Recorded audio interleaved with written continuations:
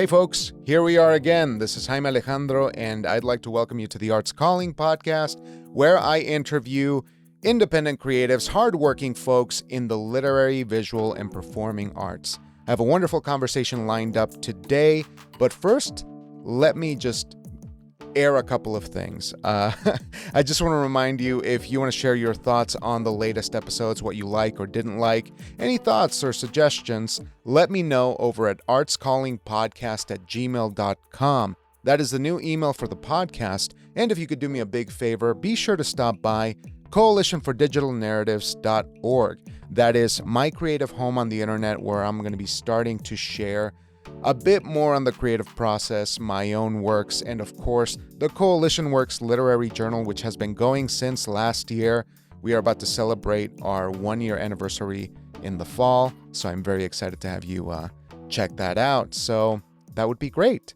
And before I talk about my guest, my awesome guest, let me do a quick shout out. And this week, I'd like to tell you about My Bad Poetry podcast. This is a show that I've been listening to for the last couple of years. It's been on my regular rotation, thanks to the Twitter writing community. Aaron and Dave, who produce the show, are friends of the show. And let me share a little bit about how they do their thing. Aaron and Dave dive into an old private journal to read poems written in high school. Along the way, the two have found themselves joined by some incredibly amazing people, all willing to share some of their own bad poetry.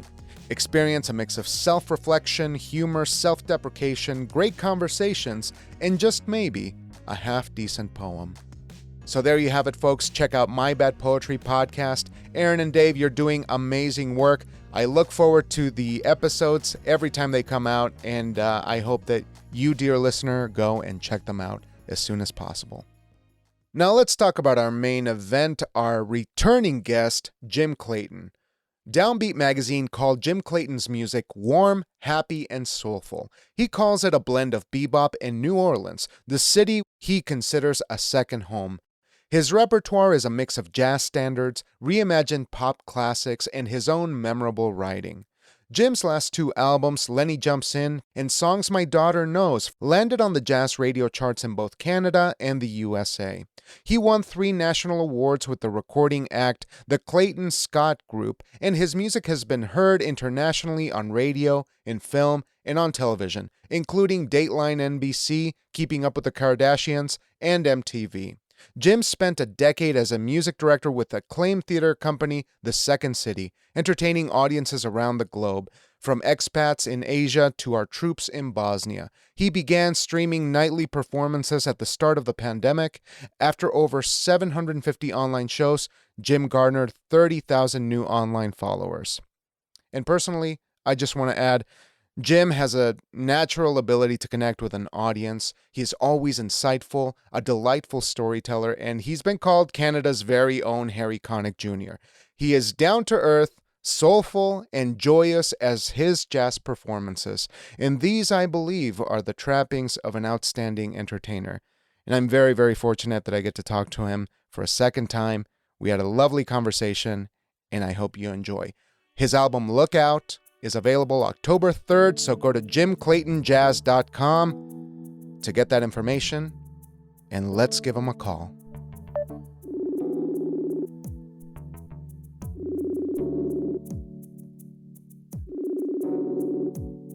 Hello. How about round 2? Hey, can you hear me okay now? Yes, I can. There we go. Hey, Jim. Good morning. How are you? Oh, I'm doing well. Thank you so much for coming back on and doing this. I'm really excited. I'm flattered that you had me back. Oh my goodness, how couldn't I? We had such a great time talking about music, and especially with the accompaniment. I think that was probably the most exciting, moment of Arts Calling. So it was really a pleasure. I'll make sure to. I tell you what, I think I played you off last time.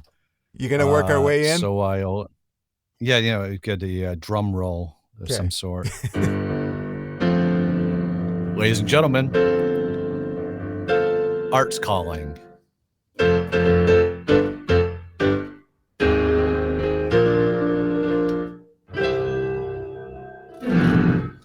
I thought about playing the Carson theme song, but you're younger than I am, so I imagine you're probably, and I don't know the Jay Leno one, so.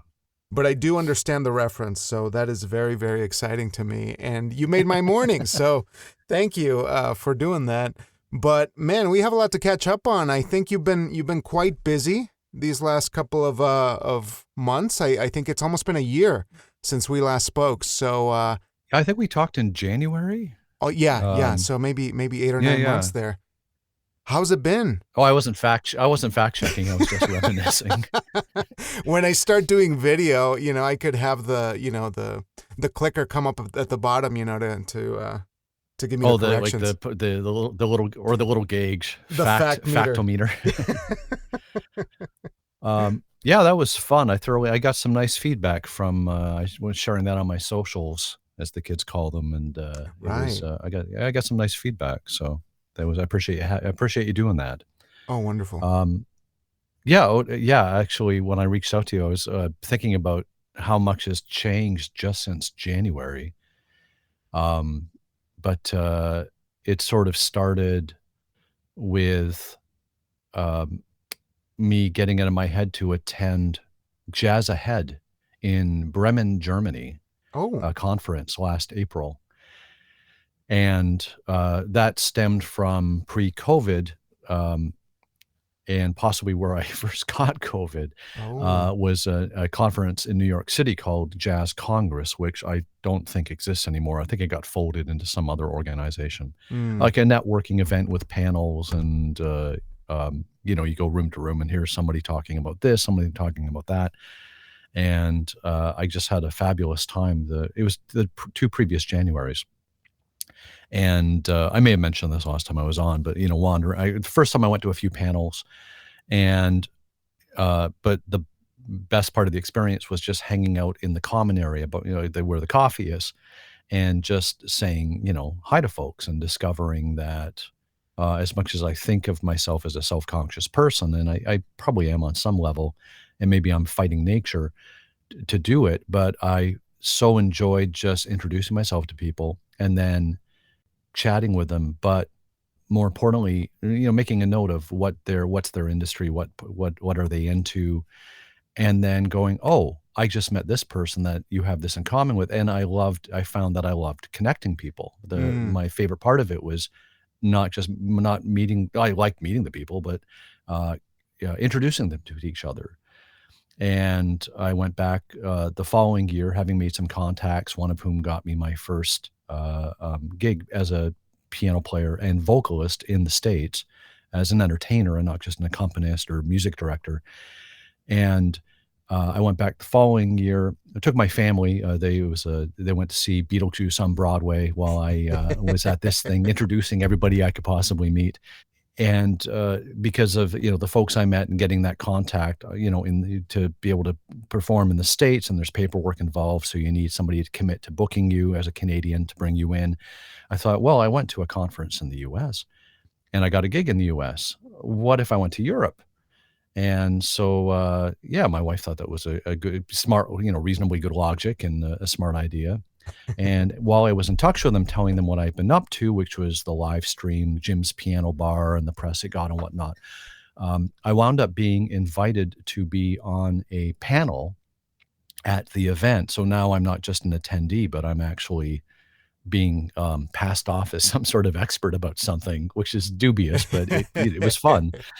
And I also, as a result of that, wound up presenting an abbreviated version of a keynote presentation I've been working on since you and I first chatted.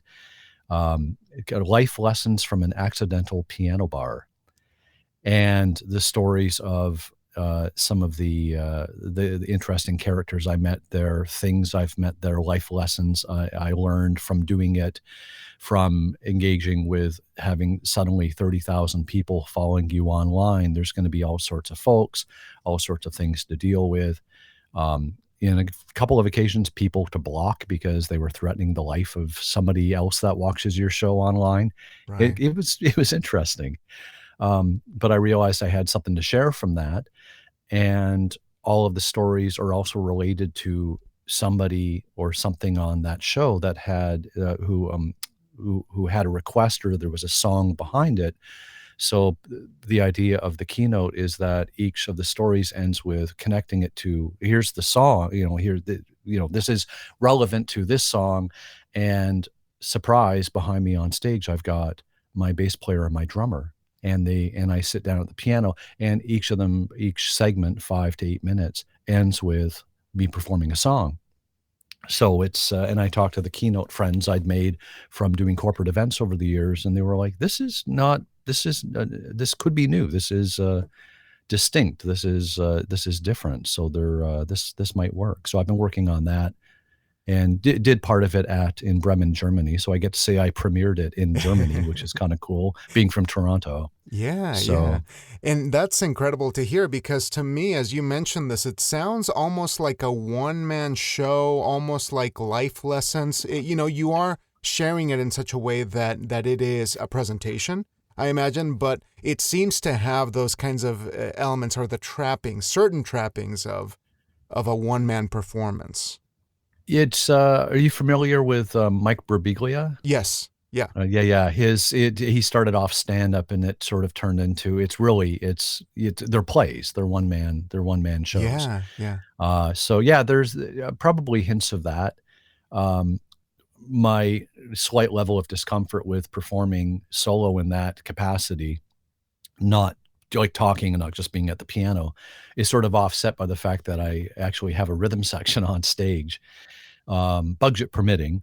That didn't happen in Germany. I shared the story of the piano bar and then a couple of the segments from the keynote, and then that went over pretty well. And then I headed upstairs at the German conference, headed upstairs and joined two tech gurus for a panel, and one was a fellow who deals in NFTs, and I don't think he deals with crypto, but that's the same level of, it's over my head to the same degree. But so I had to cram a bit. And on the plane on the way over, I was reading up on how like Stone Temple Pilots created an NFT that had included, front row seats and some original artwork and some unique merch. And so, I had some point of something point of reference for what they were talking about. And this fellow had created these for and traveled with Dolly Parton. Like, these are some high level professionals. Yeah. And the other fellow is a great electronic musician named Jay, who I've stayed in touch with thanks to LinkedIn. And Jay is an AI guru. And was talking about things I had no idea were going on, such as, if you're on Spotify, you're not just competing with other musicians, you're competing with the fact that Spotify has got AI generating music to certain specifications, which means that there's more competition. But also, if somebody chooses easy listening jazz over your stuff, easy listening jazz, this playlist may have been created by AI owned by Spotify, and they don't have to pay anybody because there is nobody. And so there's nobody to pay. So they hang on to that aspect of that part of the money. And it was just, some of it was blowing my mind. And I want to come back to this. Yeah. If I may, because I know it's kind of a heavy topic to get into right now, but I'd like to ask you what your thoughts on it, if there's any kind of fears or concerns about it, because it is so pervasive now. And we're seeing it in screenwriting, where they're saying that studios are generating original first drafts of content from AI. And then the idea is to hire screenwriters to do the touch-ups or to do the revisions. But the intellectual property is to remain with the studios. And it's sort of pervasive now. And I'm curious, in terms of music, you as a live performer, as a musician who is sharing something that is as organic and as human as music, what's your immediate response to that? How does that land with you? I think a lot of musicians, especially my age or older, made the shift already, in that I'm trying to think of how to phrase this. Making the stuff to sell that ship sailed Mm-hmm. with Napster, LimeWire. If iTunes had started a little sooner, then younger folks might be accustomed to paying $1 for a song, or whatever they charge now, but they were already used to downloading it for free. I always had legal issues, concerns with it. Like, just because they can't enforce that the sign that at the library that says, please don't photocopy the books, it's against copyright law. It might be tough to enforce, but you still give it the old college try. And that never really seemed to happen with downloading. So, but c'est la vie. But we went from doing low paying gigs to sell CDs for $20 off the stage to doing the gigs, trying to make more money on the gig and giving away the music for free effectively to get people to come out. I'm not sure that answers the question very well, but we're already used to shifting gears to making the money somewhere else. And I think that somewhere else we wound up prioritizing the live performing over the recording. And I think the recording stuff is more, and the songwriting is more vulnerable to AI, but AI, until they come up with a legit hologram and not just projecting a picture onto a Mylar screen, which is what they seem to call holograms on tour. I think the live performing is safe from that, and live performing is honestly where it's at income wise. I mean, that's I think proven just by the fact that somebody like Boz Scaggs or I don't know why he's the one that always comes to mind, but the fellow from the 70s, greatest hit, like the guys that were retired and probably thought they were going to stay retired because of their greatest hits package, still selling all these years later. Well, all of a sudden the 2000s comes and people get it for free off the internet, and it's like your pension went away. And now you see guys that, I thought they were retired, but they're playing this casino tour. I think that is because of the royalties just bottoming out. So musicians have had to find ways to work around things.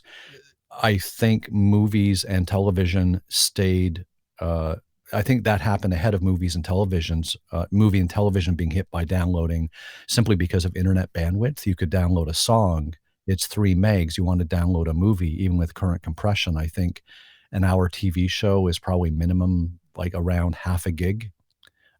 If it's decent quality, movies twice that probably. That's really dealing with downloading though. With AI, I did the one that really I hadn't thought about the script writing and then having it it is going to churn out maybe a decent premise if you get enough information into it, but somebody's going to need to clean it up and make the dialogue so it doesn't sound like, the first Luke, the episodes 1, 2, and 3 from Star Wars. Somebody's going to have to do it the way you've always had people come in and punch it up. The guys that aren't named on it, but Carrie Fisher was a famous script doctor. Kevin Smith does it still, I think. Mamet. Someone's going to have to do that. But yeah, you're right. If the AI, studio-owned AI came up with the original premise, that's going to save them a bundle, because the script doctors probably only cost 1% of what I'm guessing, but a small percentage of what the actual script creator cost. And if there's no creator, there's nobody to pay. The one that got me was the idea that extras could be paid for one movie or maybe one day, get scanned, physically scanned, and then used not just for other days on that shoot, but in perpetuity by the studio. That's horrific. And I can't wrap my head around who thought that was going to withstand scrutiny. Yeah, and I mean, it's one of those efforts where they go, let's see how far we can push it, and then we'll tread back. But at the same time, I love this idea in terms of your musician perspective that you can't let it paralyze you. You can't let it stop you from going out there and doing the work of a musician, where I think maybe in popular times, and I would say since the advent of recorded technology, we've conflated a musician's worth with their recordings. And it almost seems like you're taking it back to, we're here to perform. We're here to give people an emotional experience in person. And that seems to be sort of like the most human thing that you could do right now. And it's really inspiring because, like, as performers or whatever it is that you're sharing, the technology still can't replicate that. And even a recording is just an artifact to slightly represent what you actually have to share, which is the performance. That's the big gift. And I think that we maybe catastrophize without realizing that performance is never going to go away. And sharing that emotional experience is never going to go away. But I think you're clued on that, yeah. Yeah, two things can be true. It is a catastrophe, but like it is at the same time. It is what it is. It is a catastrophe, but what are you going to do? Technology changes. I mean, I'm a musician and I can't sell CDs for $20 on the stage anymore. Mind you, I'm in jazz and the demographic skews a bit older and those people still have CD players, a lot of them. So, but the youngsters, not so much. Mm-hmm. But at the same time, we're not, the performing is a very, very different thing. I know this because I'm very happy performing and I can be a nervous wreck in the recording studio. It's part of performing. Part of the weirdness of it is that it's a momentary thing. It's you play the tune and then it's gone into the ether. If you record it, it's there forever, which sounds more attractive at a glance. Except that, what if you make a mistake? The mistake's there forever, and that's why the recording makes me far more nervous than performing. Yeah, I still, and I've been singing not nearly as long as I've been playing, and I'm perfectly happy to listen back to my playing. But it's the sound of a piano and it's a little less personal than hearing your own voice. And I heard with the new album, just the other day, I heard myself singing on the radio for the first time on a Toronto show that aired they asked permission to air one of the tunes before its release date. And I said, yeah, sure. Absolutely. And I didn't expect to be as uncomfortable as I was. It was very, very strange. It felt very exposed. Yeah. And before you keep going, I just want to give you a shout out on that because the new album called Lookout is phenomenal. Had a chance to listen to it a couple of times. I had such a blast with it. And it is sort of a trademark joy that you bring to the recording. And I have so many questions about improvising and that sort of discomfort, and how the preparation went into it. But if we could talk about your voice, because this is the first album that you did that features your vocals, and it was great to have there. It was great to have it be a part of it. But obviously that hesitation that you may have experienced is not one that I think is an issue because you sounded wonderful in it. But tell me about... Oh, I appreciate that. Yeah. Tell me about preparing for sitting down in the studio and sharing those vocals, because that seems to be like the big barrier that you had to overcome in this record. Yeah. Well, to be honest, we may have touched on this last time, but I was a kid with a speech impediment. I was in speech therapy for 10 years. Didn't say the letter S properly consistently until like grade 7. And so when I wound up working briefly in radio before I moved to Toronto to pursue music with my radio boss's encouragement, which either meant he really liked my music or he really disliked my work in radio. I thought that was the brass ring. I thought, wow, I went from not being able to talk to being paid to talk. So let's call it a day. Like let's quit while we're ahead. So the idea of singing just seemed like I was just pushing my luck. And I did do one gig when I was 18 at a local tavern in Sarnia, and the guy hired me without hearing me.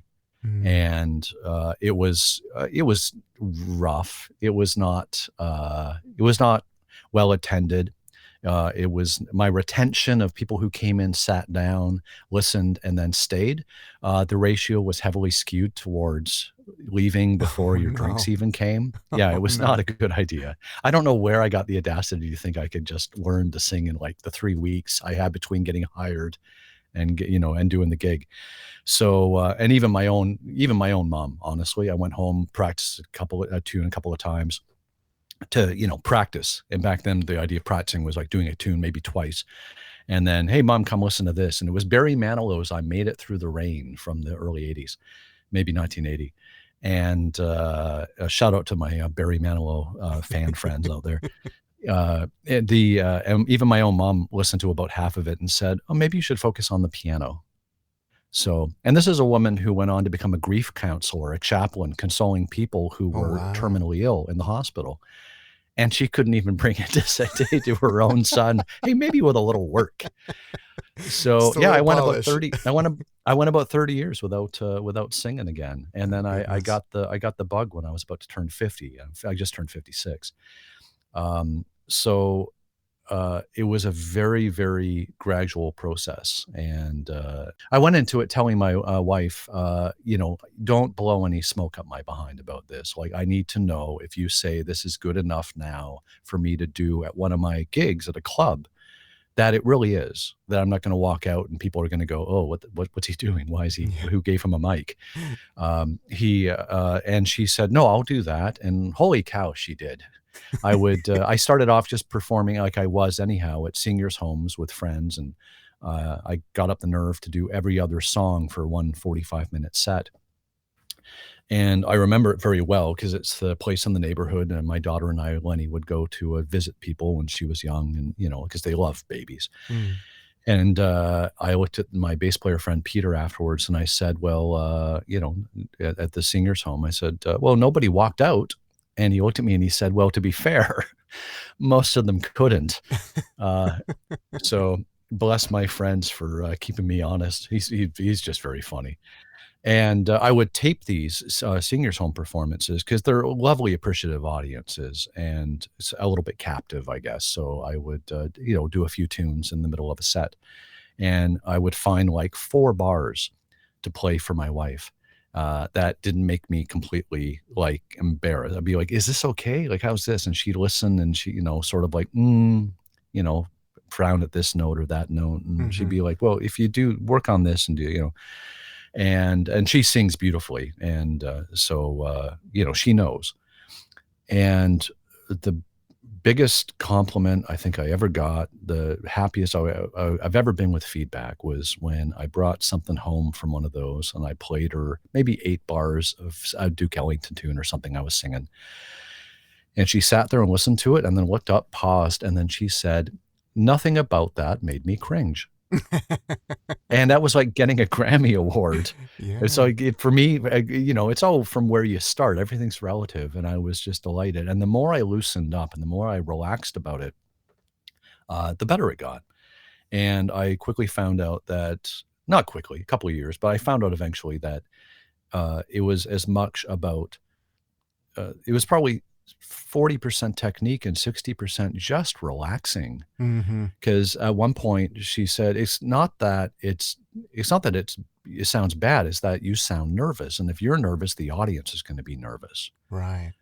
And then once I got that through my head, it took some time. And then doing the live streaming, when people would say, hey, can you play this? Can you do this tune? And I would play it, and in the comments in the chat, they'd be like, oh, I was hoping you would sing it. And hearing somebody go that had heard me sing say, oh, I was hoping you would sing some more, made me go, really? All right. So, I would do it. It was it took a while. It took a while. And then coming out of COVID, getting a weekly gig at a club in Toronto and showing up, not certain if they wanted me to just play, or because it was during the dinner shift, it was the early shift, but it was every week.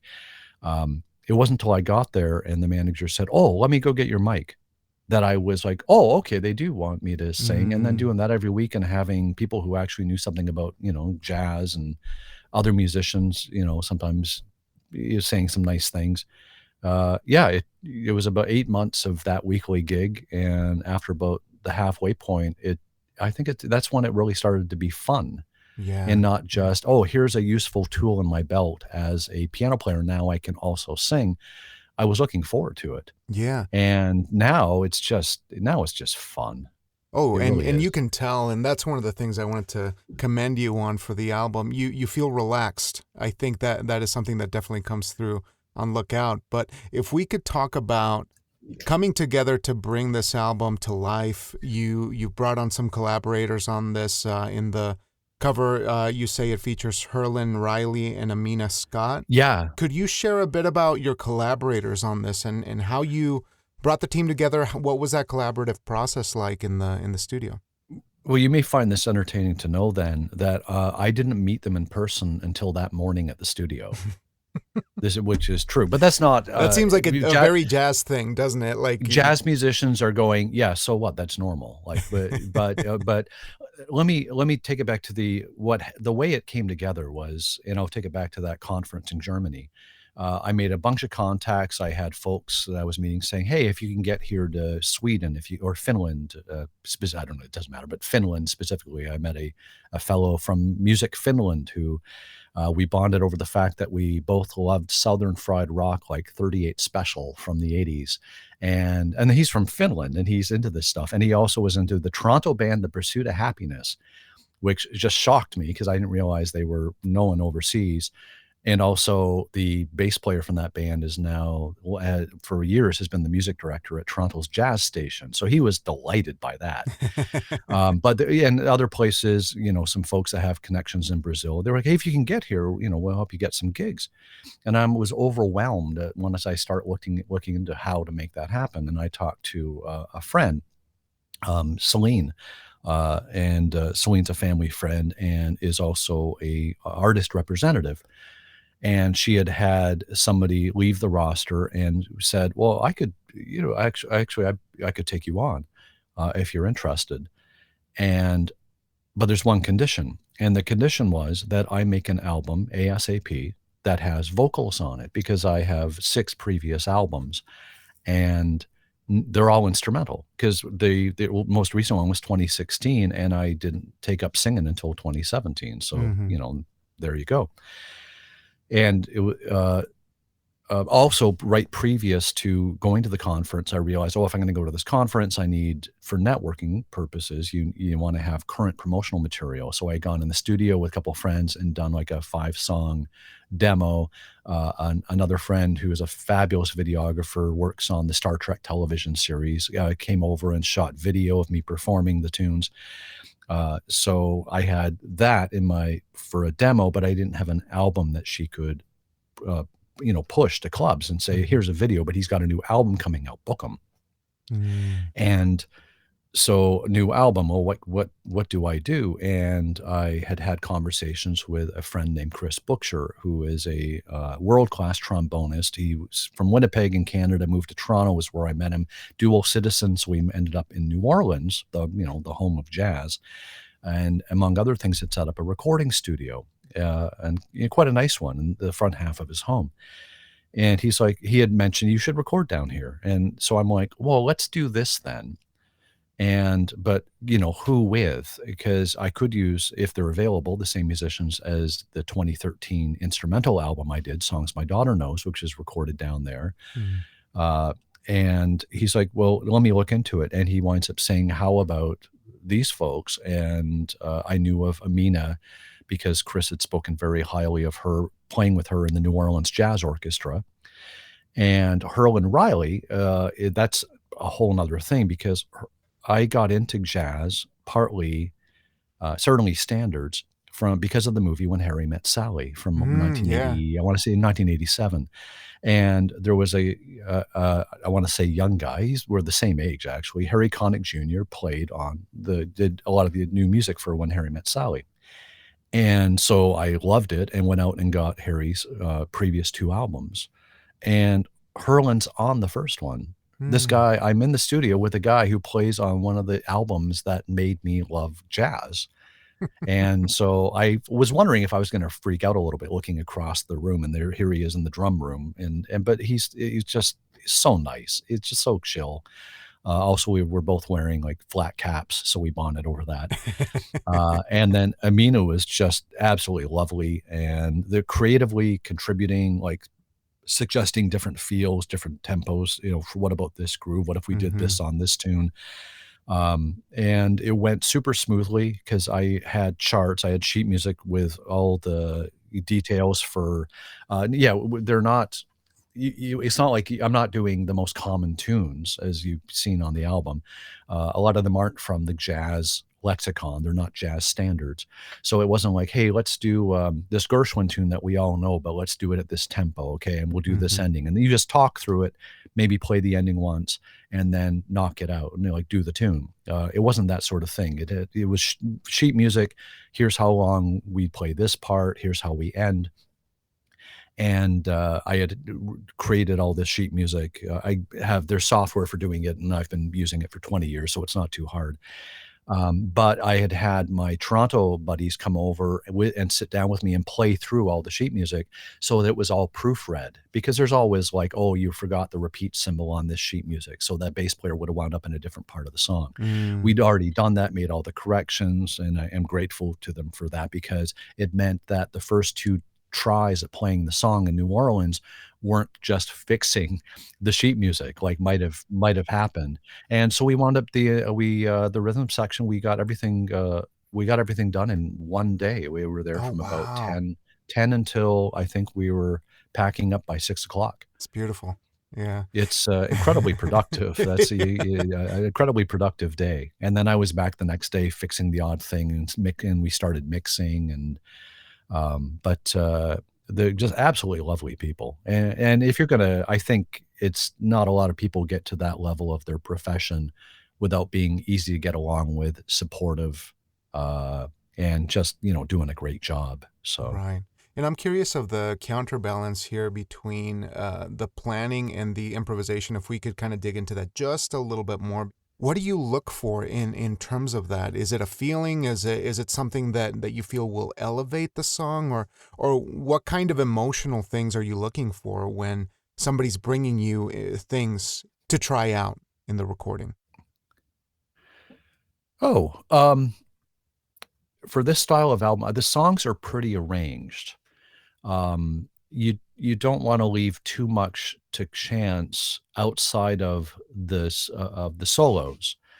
With a different album, a different album might be very different, and a different group, a different band leader might operate very differently.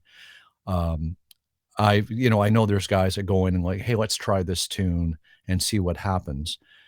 Keith Jarrett, the great piano player, has a trio, his Standards trio, with Jack DeJohnette and Gary Peacock, I believe. Yeah, that's right. They don't have a set list when they play live. Keith just starts playing a tune. Wow. And so most tunes start with just the piano. And maybe there's some where he's like, hey, you start the next one, and Gary starts the tune with bass. Live, I'm much more inclined to do that live. And that's with standards, and the guys just all know them, and they have a huge vocabulary of songs at their fingertips, literally. And with this, it was very much, here's we're going to play, here's the intro, and we're going to do this, and we're going to do that, and then we're going to solo, and here's who's going to solo. So even like that's not. And maybe I'm showing how the sausage is made here a bit, but it doesn't sound that magical.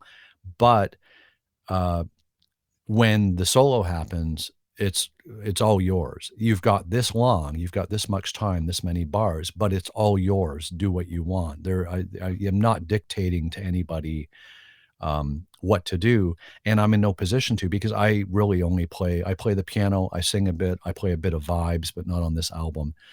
And I wouldn't know how to tell a bass player to approach playing the bass on anything.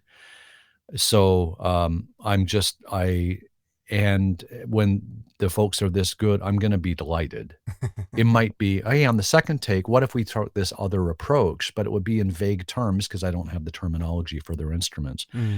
But I think most of the stuff on the album, the solos you're hearing from these folks, is whatever happened on the first go, and maybe the second go, just because we did it twice for fun, and they liked, wherever possible, I was letting them choose which version they thought was best. Yeah, and I thought that was really well done. One of the standouts for me was a song from MASH, because it had I mean, the whole album is kind of like this, and maybe as an untrained listener, I'm enjoying how free it feels, and so I think that's just a compliment to the record because it was very well done in that sense. Even though it was arranged, there was a feeling of freedom, of levity there. But just as an example, I mean the drum solo in Song from Ash, or it was kind of a solo there near the end, and I was like, these guys are just cutting loose. That's really the energy that needed, to happen in that moment. That's the phrase I would use too. And that's Herlin was had kind things to say when I was noodling, warming up to do the tune. But you probably noticed that it starts with just me, and that's not how I went into the studio planning to do it. It was going to be like 2, 3, 4, boom, we all come in. But I had this, left hand groove that I liked. It was. Is that too loud, or is that okay? No, you're fine. Okay. Yeah. The chord changes for the intro were almost like Moon Dance, but I was doing.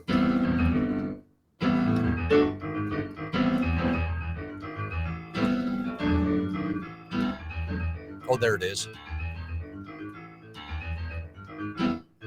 And he's, tuning stuff or setting up cymbals or what. He says, why don't you do that for a while out front? Like, why don't you start with that and then we'll come in? And I'm like, and this is his jazz sensibility versus my arrangers. Like, we got to do this and let's plan this. And I said, so you're going to come in after like 4 bars or 8 bars? And he goes, oh, let's just see what happens. And they wound up me doing that out front for like a full 8 bars, and they came in. So the intro wound up being twice as long as I had intended. But it didn't feel like that. It just felt like, man, you're just in that moment, and it was a wonderful entrance to the song. That was very much his suggestion, and I really appreciated it. And then I was just what he was doing, the groove was, he just knocked it out of the park.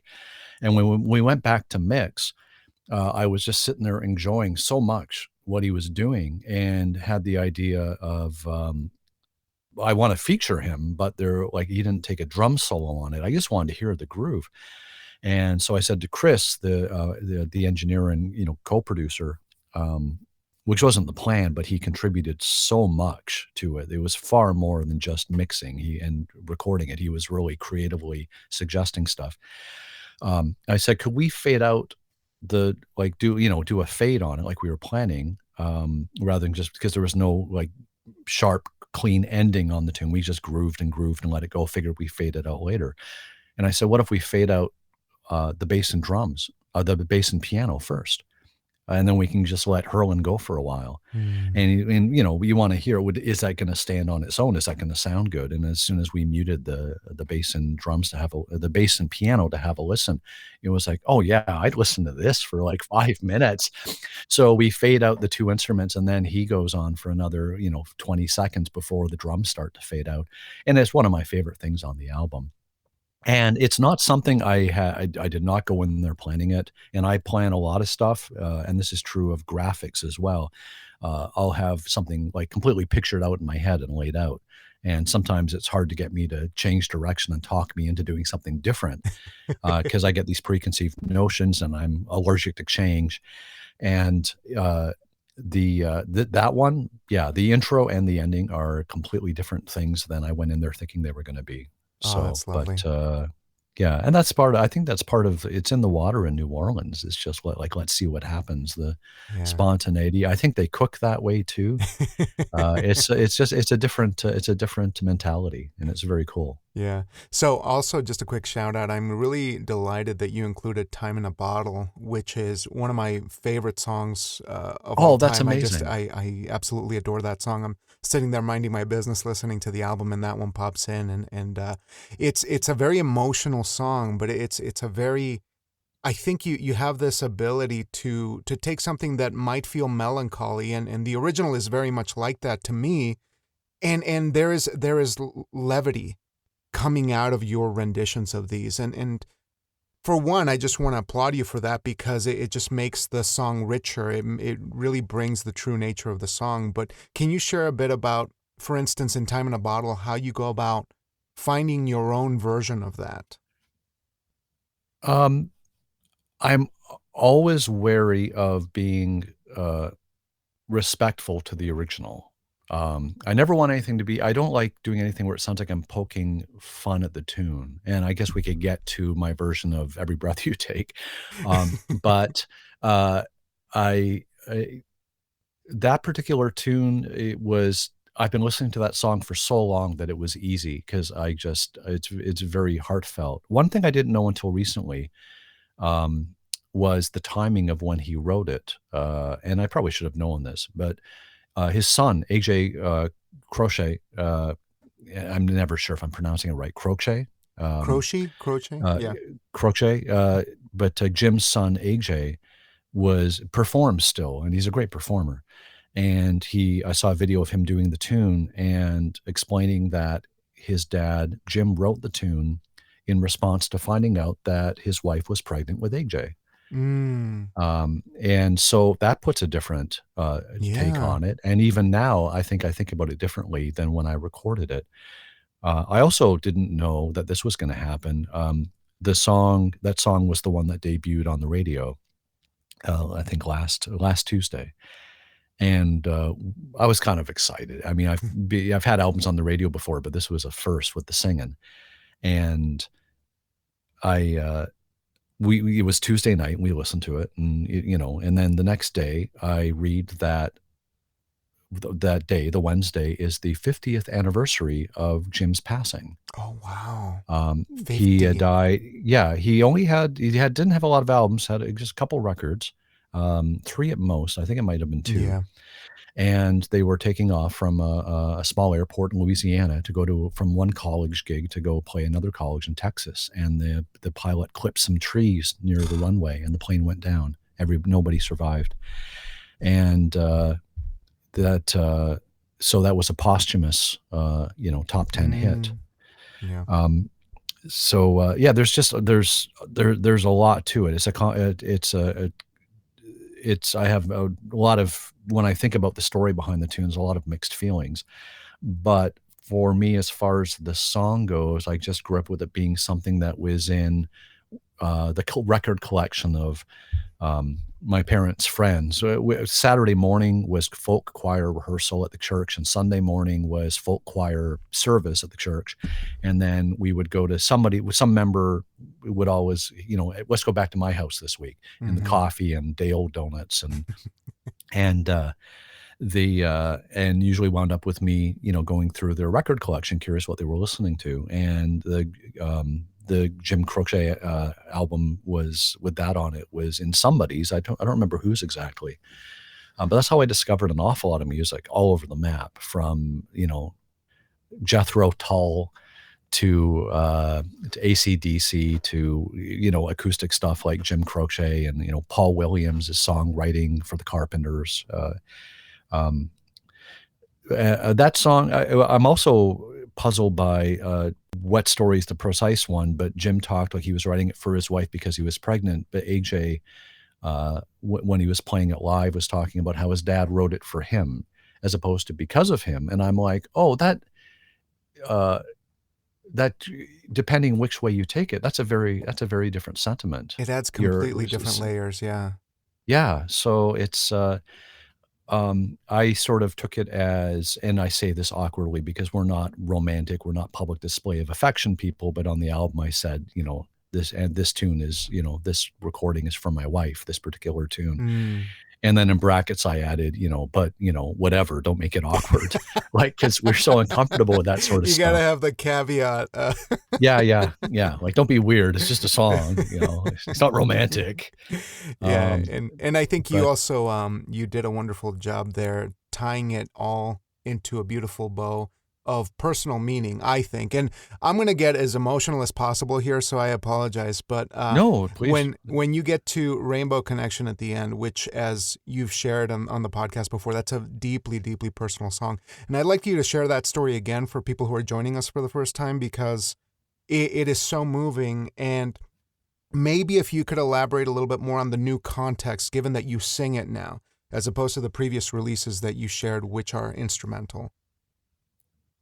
Yeah, I did it on 2013 Songs My Daughter Knows to close the album. And it also closes this album. And I was hesitant. I'm like, oh, that'd be weird. And I'm like, no, it kind of, maybe that's my thing. Maybe I close every album with some version of this. I saw the Muppet movie in the theater. Yeah, I want to say 1979 it came out. It should have been Song of the Year at the Oscars, but it was beaten out by Melissa Manchester's song from the Sally Field, the Union movie, Solidarity. It's escaping me, forgive me. But in reality, it probably should have been The Rose, this by Bette Midler, except that they, forgive me if I told you this already. It has to be the song has to have not just been original to the movie. It has to have been written for the movie. Like they commissioned the song for the movie. And that songwriter, I want to say Amanda McBroom, they called her, the Oscar people, and said, so yeah, this movie, and she goes, this was written for the movie, eh? And she goes, well, I had already written it, but I hadn't done anything with it. So I said, yeah, you can use it for the movie. And they're like, oh no, that doesn't count. You have to have written it deliberately for the movie. So in being not knowing this, and maybe she would have been painfully honest regardless, it didn't qualify for an Oscar. And that song was huge. But Rainbow Connection was the big one for me. It opens the Muppet movie, a magnificent close-up pulling into Kermit. And the song is followed by an appearance by Dom DeLuise doing some of the funniest material I've ever seen on screen. When he shows up in a rowboat and encourages Kermit to go to Hollywood, and setting up the whole movie. And then I also saw it in French shortly thereafter, because that's the summer I did a French exchange program where an English-speaking kid from Ontario goes to Montreal and stays with a French-speaking family and vice versa. And we went and saw that movie in the theater. And I assume Kermit sang the lyrics in French as well, although I don't actually recall. And then I had the 45, which went missing for years. And then my brother gave me, I'm not sure if it's the same one. He thinks it might be. It might have just got lost in our records for years. As a birthday present a week ago, he found the 45. So it's in a place of honor in our home now. And the lyrics are just stunning. And Paul Williams, who wrote tunes for the Carpenters and was Phantom of the Paradise, who was in the movie. He wrote these gorgeous lyrics. Kenny Asher wrote the music. Kenny did some arranging for John Lennon at one point, did a lot of movie music. He still plays at Birdland on Fridays in New York with the big band every week. I don't think he has to, but he does. And I have pictures of a 5-year-old Lenny, who's now 13, sitting on the piano bench with him at Birdland. I wasn't there for that trip, but I just love those photos to death. It's amazing. And so I wound up, it was the first song I ever played for her. Literally, when we got home from the hospital with Lenny, she was a couple of days old, went right to the piano and had her on my lap and played Rainbow Connection. And I don't know what I thought was going to happen. I usually say that, I thought the skies were going to open and heavenly lights were going to shine on us, and she'd look up at me and gaze at me, but she just sat there and drooled. But it wound up being an absolute favorite of hers. And so I closed that instrumental record when she was 2.5 with it. And since I've seen a lot of videos, I did a deep dives on Paul Williams talking about the song, and Paul Williams sings it differently. And I used to think, oh, he's taking liberties with that. That's not how it goes. It's like, wait a minute. Him and Kenny wrote the tune. It's possible, and I would love to ask him sometime, the way you sing it now and the way you phrase it, is that how you did it for Jim Henson? And then maybe Henson went, oh, well, Kermit would sing it much more simply. And so maybe it was Jim Henson taking some liberties with what Paul Williams and Kenny Asher wrote to simplify it for that character. I don't know. But I've incorporated since then, some of how Paul Williams phrases things, and then some things of my own as well. And the arrangement is different than how I did it before, which is pretty true to the original. I add another section at the end, right where you think it's about to end, where it would end, and go off on another bit of a solo briefly, and then before it starts winding down. And I also approach it differently now after hearing Williams discuss the lyric. And why are there so many songs about rainbows? And what's on the other side? Rainbows are visions, but only illusions, and rainbows have nothing to hide. So we've been told. And hearing him talk about how they wanted to paint themselves in the corner and go, wait a minute, it's not that simple. And that's not entirely accurate. And now when I think about that, every time I sing it, it's like the opening statement isn't the whole tune. It's like the opening statement. And then the singer immediately says, the lyricist immediately says, so we've been told, but hang on a minute. And we choose to believe it. I know they're wrong. Wait and see. It's, whoa, that's like, it's, and this is something I should have been doing all along, but being new to singing. But when I was an accompanist at colleges for musical theater, my friend Louisa, who was also my first voice teacher, and said, get over here, let me give you a lesson. You're talking about learning to sing. You were talking about this when you were 40. Now you're turning 50. I'm not going to listen to you talking about this when you're 60. Come over right now and have a lesson. And that's sort of how it started. Louisa was the voice teacher at the music theater program at the college, and she would have them do a lyric analysis, like write out the lyrics double spaced, and then write in the spaces between them what you think that line is about. And that figures heavily into music theater because you're supposed to still be acting while you're singing, and you would do that for dialogue. So why wouldn't you do it for lyrics? And now I very much do that with lyrics. And I've had people comment on a friend named Harvey who knows more about jazz standards than he's forgotten more than I'll ever know.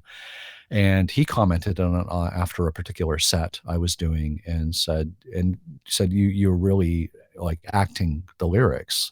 And I didn't even realize I was doing it, but I guess my facial expression was telegraphing something about one of the lines, and it connected with him, which really meant a lot to me, especially knowing as much as he knows about this stuff.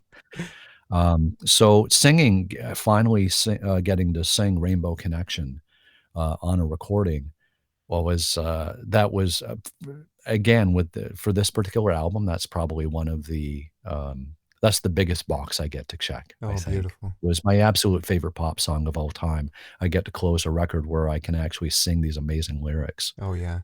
And it's a worthy conclusion to the album, I think, across the board. You've done such a wonderful job of not reinventing, but just doing a couple of refreshers in a lot of these tracks. And it reminds us of how beautiful they were to begin with and shining a new light on them, which I thought was such a great accomplishment with the vocals included. But I have one more. To be mindful of your time and to gain some insight. I think maybe what we should do is if you and I like kind of sit down and do a fundraiser together of some kind, like then we could go telethon style because you have so many wonderful stories. You have so much to share that it's such a blast to just listen and take it all in. But this one here, not to tie it back to the AI thing or anything, but mostly I'm curious of the human element and its place in our society right now. In particular, jazz. A genre or maybe a musical approach that some might consider not at the forefront of pop culture. Why do we need it? What is the sort of I keep saying joy, but perhaps the enriching quality of jazz that is important to share, especially when talking about this new album, Look Out, and across the board about the genre. What is it giving us right now, and how can it benefit us? Man, I've got such strong feelings about some of what you asked that as far as what it brings, there's so many different approaches to jazz and so many different styles that I can't answer for probably 90% of people who play it. Being me, this will be a little bit tangential, but I think in performing in general, I've come to realize something that I didn't when I was younger, and that is that we're not just performing We're not performing necessarily to educate anybody, to get maybe they might want to dance, was something I used to be uptight about. Like, I thought it was people were making fun a bit if they walked by and started dancing a little bit to the music. And now that I sort of fancy myself not just like an instrumentalist or a jazz musician, but an entertainer, and I'm shocked at how much I'm enjoying that. I think that what are the most important thing that we do is we're making memories for folks. And now I look at an audience at a gig, and that's how I approach it. And if they went to the trouble to maybe find a babysitter, to find parking, to plunk down some money for drinks, maybe pay for a ticket, and invest their time in this. And I think my job is for them to leave with a good memory of that day, of that evening. I've looked in an audience at a gig that wasn't mine, this Christmas fundraiser we do every year in outside of Toronto for Kids Ability, a really great cause. That actually, they do speech therapy as well, so it's a little bit personal for me. And saw some of the youngest folks and some of the oldest folks I've ever seen at an audience, in the audience at a show. And for the kids, it might be the first time they've ever seen live music. That's a heck of a memory. I remember my experiences with that very clearly. And for the old folk, I mean, we're talking folks that are old enough that I wonder, might this be the last time that their family takes them out to see entertainment? And that's a large part of the audience for this, what we're doing for these shows. That's a huge memory. And man, it makes you want to do a good job and deliver something that's worthy of being in that memory. More specific to jazz, I find it such fun, and that's not true. I don't know if I'm positive that's not universal, because there's so many different approaches to it. But I can only take myself so seriously. It's like I said to Ricky, the fellow who wrote the liner notes, and I was honored to have him do it. I mean, this guy won the Grammy Award for writing liner notes in 2022. And I was shocked that he was so pleased to do these. But I said, if I'm going to have liner notes, and I wasn't sure I was going to, in the booklet, if I'm going to have them, I need somebody with a sense of humor, because I do the theme from Spider-Man, for God's sake. Like, it's like, no one's going to listen to this with a serious face, scratching their beard and pondering the meaning of art. I'm having fun. And I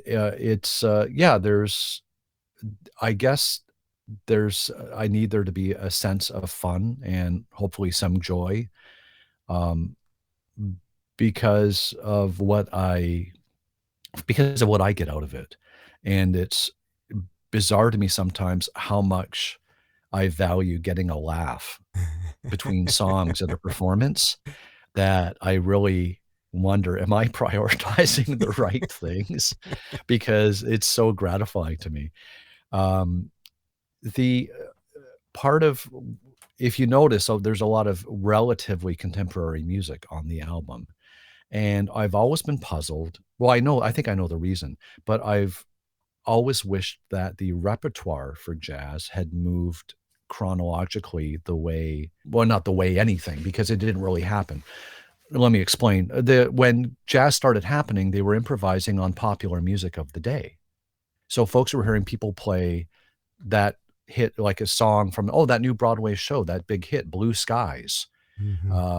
These guys are improvising on Blue Skies. I know that song, but it's 2023 and I still do Blue Skies. I mean, I love the tune, but we're not drawing on the songs of today. And I don't know that non-jazz audiences connect with it the same way. Herbie Hancock did an album in the 90s called The New Standard, some wordplay there for jazz standards. And he did a Prince tune, he did a Don Henley tune, did a Beatles tune. And I thought, this is maybe he's going to get this kick-started, that we're going to start playing, and it didn't really happen. It wasn't one of his more successful albums. I think part of the reason is that the songs when jazz started tended to be 32 bar AABA. It's like with poetry. The structure is 32 bars AABA. And if you play it, if I say let's play Blue Skies, the only question is really what key, and then you count it off, and there's the tempo because it's going to be this AABA song structure. But if you say, hey, let's do I'm trying to what's a Norah Jones, Don't Know Why, is something that jazz musicians sometimes play, not as much as the other songs, but you can say, hey, let's do Don't Know Why by Norah Jones. There still has to be some discussion as to what are you going to improvise on, because there's a verse, chorus, verse, chorus, and I think the second verse or the second chorus is a little bit longer than the first one, so there's an inconsistency, and then there's a bridge. So are we gonna solo on just the verse? Are we gonna do the verse chorus? Are you gonna do the entire song? It's not as simple as calling a tune like Blue Skies. So I think once that pop song structure started to happen, especially with when rock music stopped just being a 12-bar blues. I'm paraphrasing a lot of this history, but and the song structure got more complex. It wasn't as simple as a jazz musician saying, "Hey, let's do this tune." Everyone knows basically what to do, and that's when I think the jazz canon, the repertoire of what is a jazz standard, sort of got frozen at that point. So it was the music from the beginning of jazz until roughly 1960, maybe. That's when it stopped. Stuff stopped being as simple as, hey, let's play that song we heard the other day on the radio, that great new tune. Let's play it, but like as a jazz tune. And so I love finding songs that I can interpret through this lens. Like You Can Call Me Al by Paul Simon. But I'm always looking for something I can do with it other than just play it with a swing beat. And in that case, I thought, let's take I think I was playing the horn shots. I always loved hearing my brother play this when he would play acoustic guitar and sing. Well, what happens if we play it over the relative minor? All of a sudden it's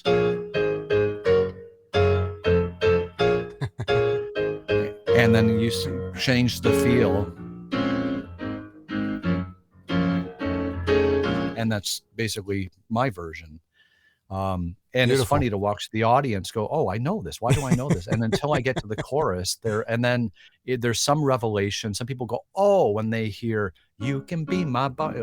I'm not singing the right key. But when you can be my bodyguard, I can be your long lost pal. Some people go, "Oh," and there's still other people, because it's such a different tone and vibe and feel, that the "oh" of revelation doesn't happen until I actually say, "You Can Call Me Al." So it's fun that way, but it's other tunes like Time in a Bottle you mentioned aren't as different, but I like reharmonizing them a bit. So with the tune is the chorus is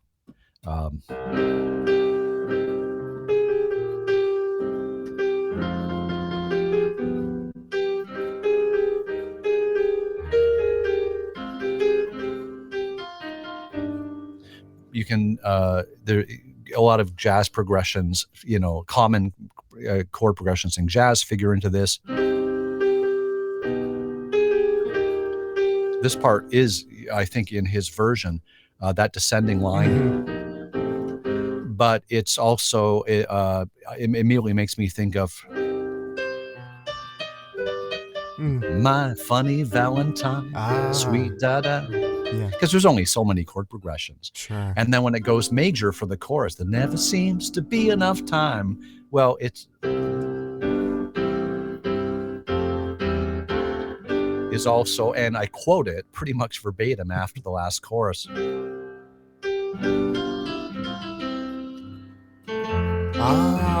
Yeah. Billy Joel has to I call them make an appearance. Piano Man chords. Or can you hear the people sing da da da da da da da da Les Mis? But I don't think I play that in there. But I throw in a little bit of Piano Man. It's and then finding for improvising, I play piano in such a way, if I'm playing jazz, that more chords means there's more things I can do. So finding extra chords to stick between the chords that are in the original version is a lot of fun for me. So beautiful. And then sometimes if it's just a blues, it's just a blues. So the song "Big Wide World" is a PBS Kids theme song that my daughter absolutely loved, and my wife actually worked with the creator when she was in animation production. But it's a 12-bar blues. It's not even a jazzified 12-bar blues. It's an old school 12-bar blues, the way you would play it, 80 years ago on acoustic guitar. So I messed with the feel a bit, but it's still, I wasn't gonna mess with the chord changes too much on that one. So that one's pretty traditional. Oh, beautiful. Well, Jim, this has been an absolute pleasure. I know we keep running out of time on these because you have such phenomenal stories, but I hope you stick around here for a minute because I want to talk to you for a sec after we wrap up. But I want to thank you so much for bringing Look Out, your new album, out into the world. It is such a pleasure to listen to you take on these songs and giving them your own spin, make something that is truly memorable, and very emotional experience listening to them. I really enjoyed it. And also that's nice to hear. Yeah, and also for these remarkable insights. I just have such a blast listening to you put together a lot of this musical perspective that you've acquired over the years and refine the way that you want to go about making your art. And yes, you're an entertainer, but you're also a damn good artist, and it's such a pleasure to have you here and to chat with you. Oh, thanks, man. Yeah. But I hope, hey, round 3, maybe down the around the corner. I'll get some new anecdotes too. These are golden. Oh, do you want some accent music again? Yeah. Are we doing the outro? Let's go.